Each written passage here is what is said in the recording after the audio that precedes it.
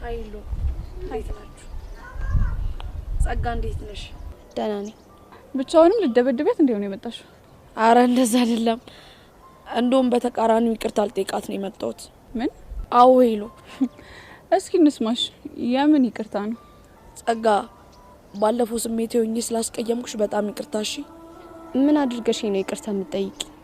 እንዳልኩሽ ነው ተናድጄ ልመታሽ ስለሞከርኩ ስላሳቀኩሽ እንዲሁም ደግሞ ከፍ ዝቅ ስላደረኩሽ በጣም ይቅርታ። እሺ የወጋ ቢረሳ የተወጋ ይረሳ ማለት ይላል። እሱ ደግሞ ምን ማለት ነው? የዛኔ ሮጬ ባላመልጥሽ ኖሮ ይሄኔ እኮ አካለ ጎዶዶ አድርገሽ ነበር።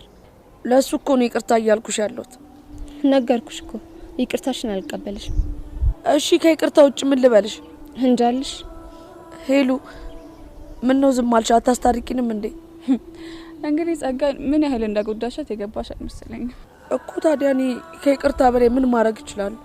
እሱን አላቅም፣ ግን ባይሆን አንድ እድል ልስጥሽ።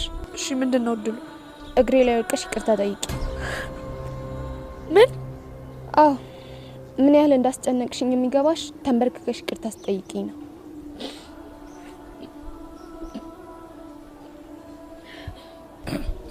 እሺ ሄሉ አንቺና ቤዚቲ ማለት እናቴን ካጡ ወዲያ ያገኟችሁ ምርጦቹ ስጦታዎቼ ናችሁ።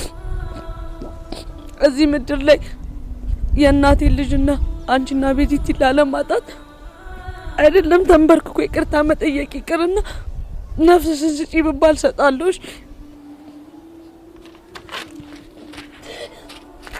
ጸጋ እስካሁን ላስቀየምኩሽ ነገሮች በጣም ይቅርታ። እሺ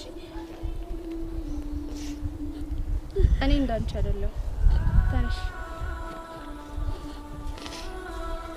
ጸጋ በጣም አመሰግናለሁ። ሄሉ አንቺንም ሳላስቀየምኩሽ በጣም ይቅርታ። እሺ